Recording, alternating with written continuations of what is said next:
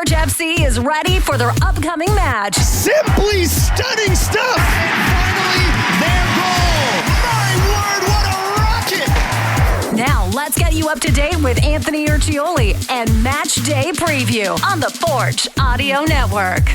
Hey, Forge fans, welcome. It's the Match Day Preview. However or wherever you may be watching and or listening, I'm Anthony Urciuoli. A big one this weekend because Forge FC is facing perhaps one of the most, let's say the most desperate club in the Canadian Premier League, HFX Wanderers FC at Tim Hortons Field in Hamilton, 4 o'clock kickoff, and that is on Saturday. So before we get to the match, we do have to mention, now we can't get too in depth. There will be opportunity for that, and you'll have to come back to get a little more. Jordan Hamilton joining Forge FC, the big forward, big body, a lot of it. Let's just put it this way. The rich just got a lot richer. Forge FC's attack was already unparalleled. Now, I mean, what's a bigger word for that? I don't know. The big six, we'll call them. Borges, Pacias, Chouanier, Campbell, Welshman, and now Hamilton. The big six up front. This attack is so dangerous and can beat you in so many different ways. You have the pacier guys, and you have the big bodies. I mean, imagine trying to defend Terran Campbell and Jordan Hamilton on the pitch at the same time. It's going to be very difficult. Now, I mentioned earlier, we will get more in depth with Jordan Hamilton, with Forge FC, and you can actually find some of that now if you head on over to the Forge FC website. You can also listen to some interviews with Bobby Smirniotis and Jordan Hamilton himself. So plenty more coming up on that big signing. Don't worry, I won't leave you hanging. But now is not the time for that. Now is the time to talk about Halifax, Forge's opponent. When I say Halifax is desperate, well, first, let me give you Forge's, the most in-form club in the league by far. 5 straight wins. They've scored, I'll do some quick math, and I'll embarrass myself with my poor math skills. But we have, 6, 9, 14, 16. 1, 2, 3.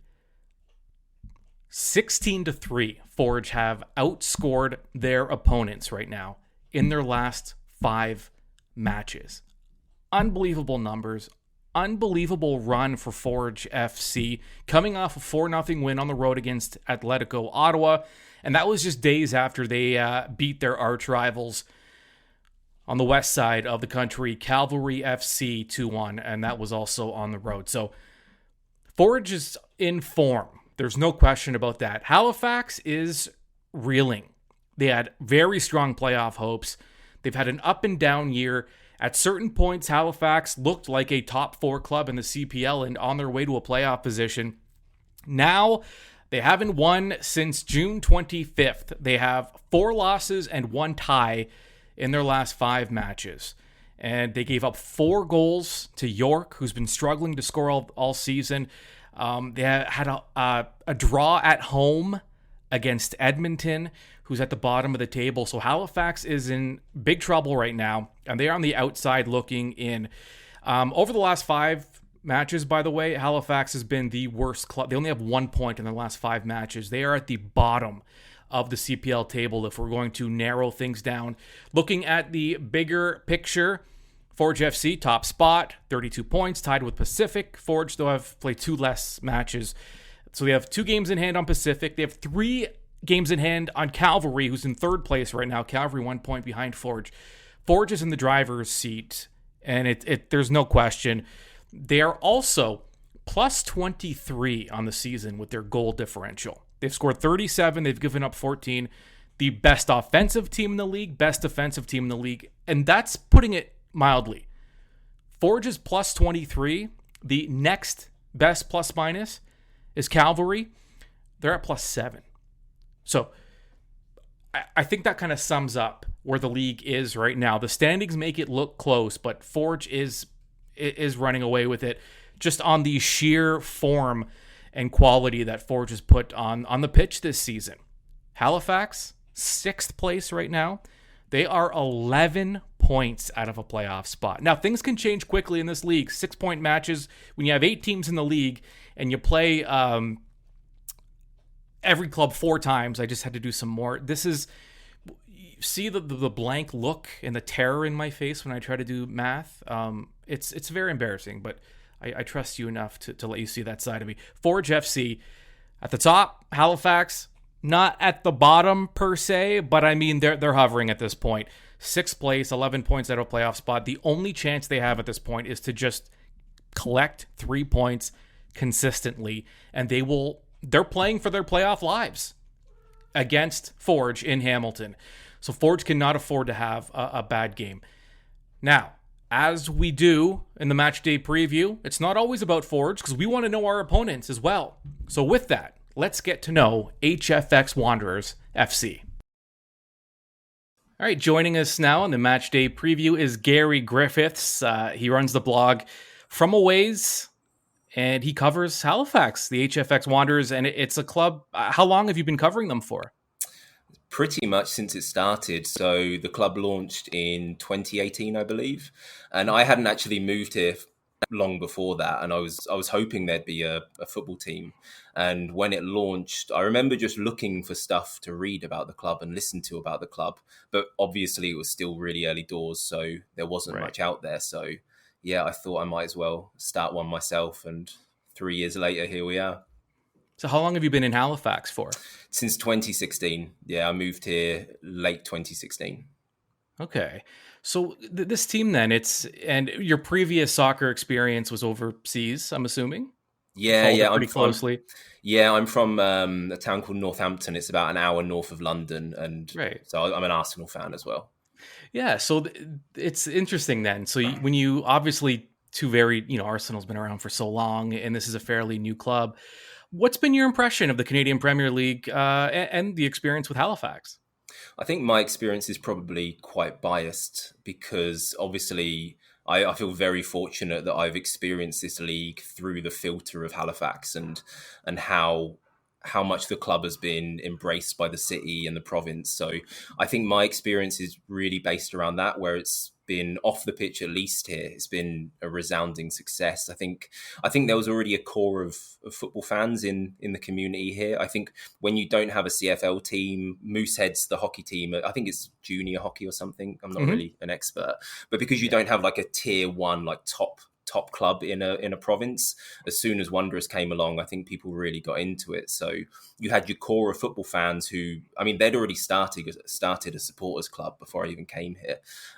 So you had that core of people already, and then they just added to it and added to it and added to it. And you had like people who probably weren't that familiar with the sport would go to games.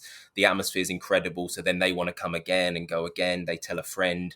And I think a lot of it has been word of mouth since then. And yeah, it's just been fantastic off the pitch. The club's done such a good job of building this like grassroots support. Yeah, and one of the things, I mean, players, coaches that I've talked to with Forge, it is one of the most difficult stadiums to play in, Wanderers ground. So maybe just take us through that lens and the experience at the stadium. Yeah, it's getting much better, actually. I mean, it was always good in 2019, but in the first season, I think all of the noise and all of the passion tended to be centered in the kitchen, which is behind one of the goals. And where I sit in the main stand, it tended to be quite quiet, and people would just watch and wait to be entertained. But I think now people are becoming a lot more football intelligent and understanding the game more, and understanding when kind of we're required as supporters to give some to the players as well, and to the ref. And I think all around the stadium now the atmosphere is getting much better, but particularly behind the goals you've got 2 supporters groups there, the privateers, who are the originals, and then you've got this new group of younger people called Block 108 Ultras, and they're just constantly jumping and bouncing and singing, and it's a really good time back there. So yeah, it's a really great atmosphere. I mean, I think our home record this season hasn't been too good for a number of reasons, but I think a lot of it is actually down to Forge, because Forge really bloodied our nose in the first game against them 4-0. And I think the players had a massive kind of crisis of confidence after that. So while the atmosphere is still amazing, it's on the pitch, it's not been too good at home recently. Yeah. So how long before, you always wonder, will the support be there if the club is struggling? So, during this recent slide, has the atmosphere, has it been uplifting still, or has it gone down a bit? Initially, it was still very supportive and very uplifting. I do think, I mean, we're on a pretty bad run at the moment. We've lost, I think, 4 of the last 5, 3 or 4 of the last 5 at home as well. And you're starting to notice, it's subtle, it's very, very subtle, but you're slowly starting to notice a bit more discontent from supporters. I mean, it's not a full-out revolt or anything. I don't think it'll ever come to that. But there's certainly dissatisfied fans now, and that's a big question. I think, like, do you maintain the support if you're one of the worst teams in the league? And I think that's probably something at the higher levels at the club right now. There's probably a lot of conversations around and a lot of hair pulling about. Personally, and it might just be my background coming from English supporters and fandoms, like, it doesn't really matter what the team's doing on the pitch. Like, if once you're in, it's like you love this club. It's almost impossible. Like, they've got us now. I mean, I know for me personally, we could lose 6-0 every week and I would still pay my $400 for a season ticket and turn up every week, which says more about probably my emotional intelligence than anything else, because it's not good to be like that. But once the team has you, then yeah, it doesn't let go.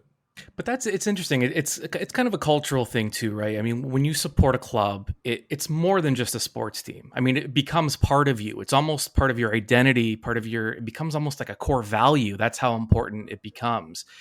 So what is the difference though? And, a sports fan in England or in the UK versus a sports fan in Canada?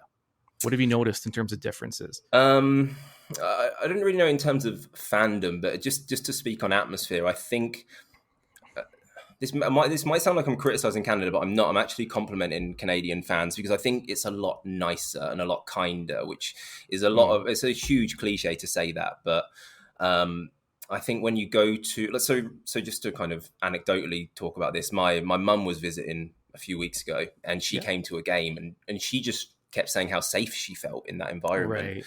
Right. And to be fair, like, football stadiums in England are a lot safer than they used to be now. Like, stories from my parents in the 70s, they used to go to Chelsea and it was just, oh God, the violence and the hooliganism, which doesn't really exist now because a lot of safety stuff's in place. But there is still this undercurrent of anger, I think, in British sports stadiums. People use games on the Saturday as a release. So maybe they've had a bad week at work and they just need something to kind of direct this frustration at. And I think a lot of that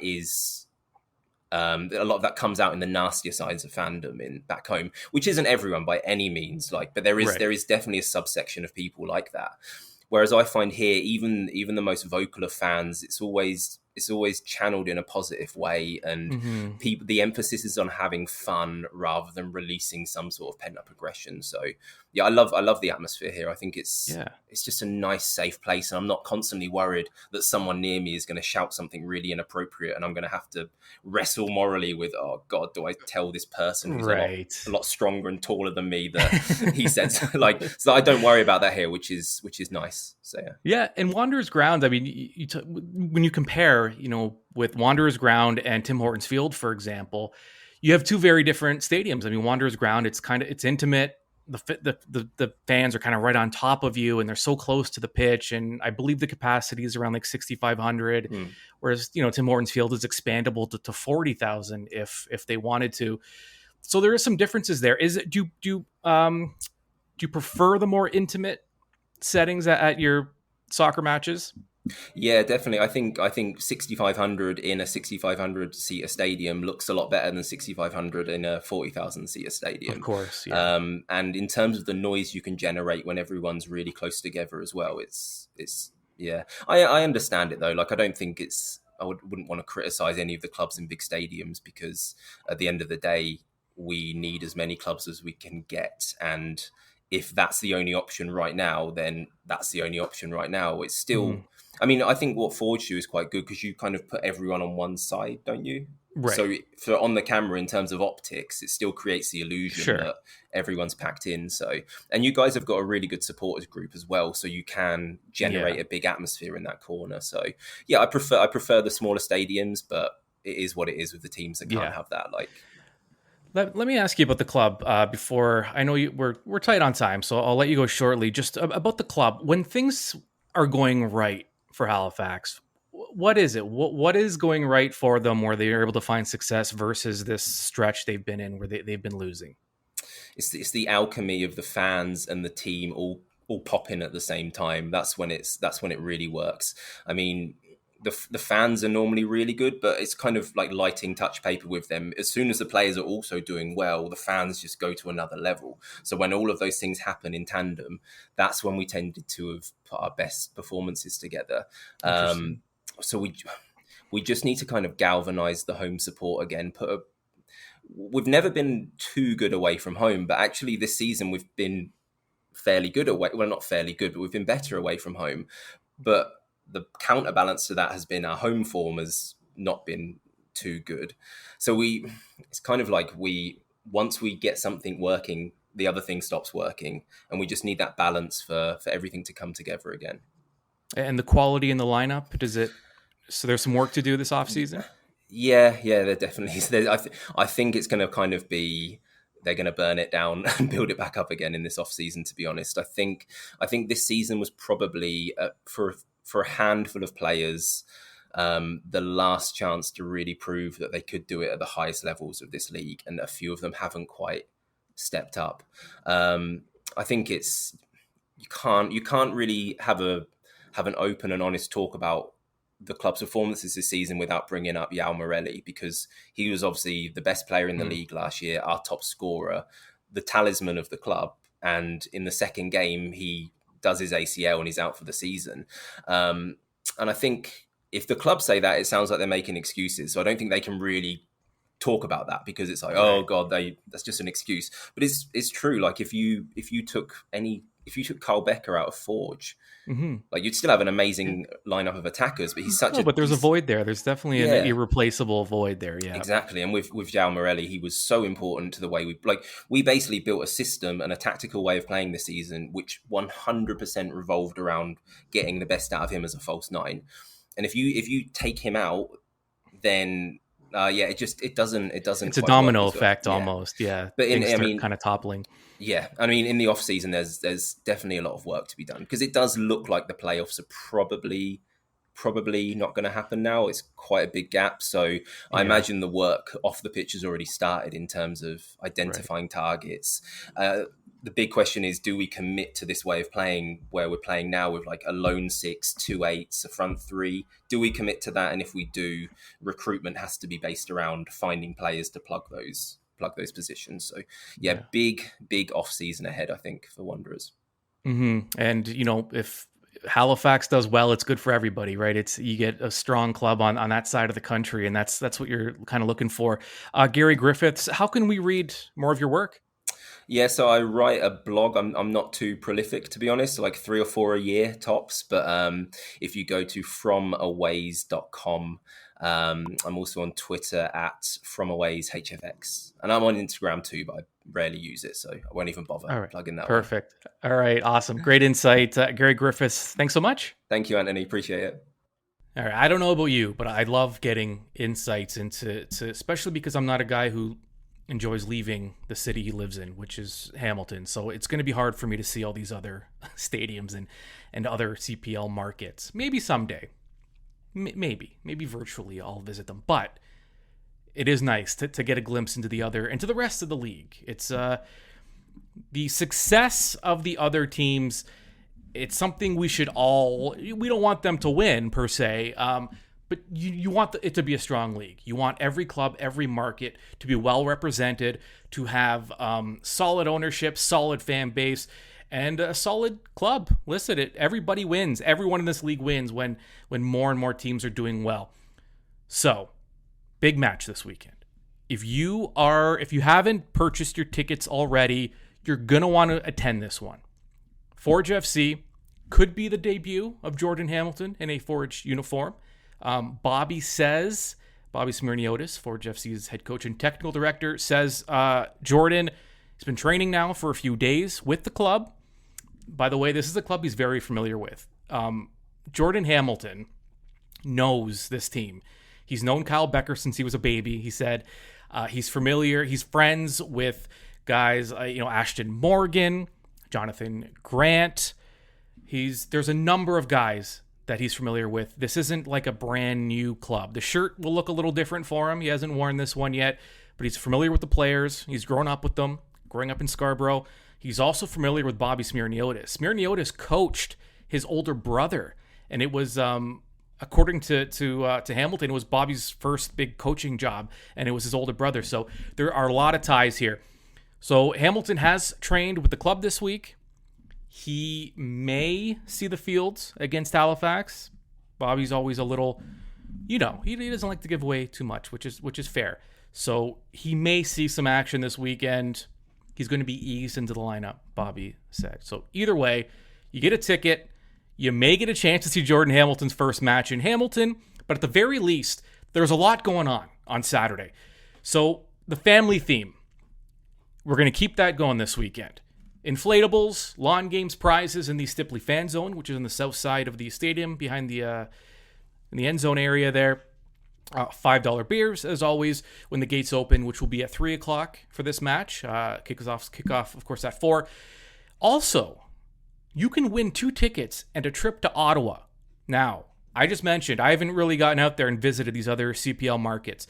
You can watch Forge in Ottawa. 2 tickets. It includes bus transportation and also a hotel. Tickets, transportation, hotel. You can win that this weekend if you attend the match between Forge and Halifax. Also, of course, after the match, stick around. There's a doubleheader. Sigma FC, where it all kind of started, in a sense, for Forge. Sigma taking on Unionville Melican. It's going to be a League One Ontario clash at 7 o'clock. Admission is included with your Forge ticket purchase. So a little added bonus there. And, of course, Families on the Pitch is back. After the match, you can take in the Tim Hortons Field energy, get a feel for the turf, see if it feels spongy. That was a movie reference. I don't know if Fever Pitch. Anyways, don't take it from me. Go there yourself, get the full experience. Tickets on sale, and we will talk to you soon because we will have 3 keys to the match coming up. Also, match in review, and all of your Jordan Hamilton content will be available. Again, wherever you get your Forge content, whether it's through podcasts and whether it's on YouTube, on the site, social media, so many ways to get it. It's all there for you. We will talk to you soon.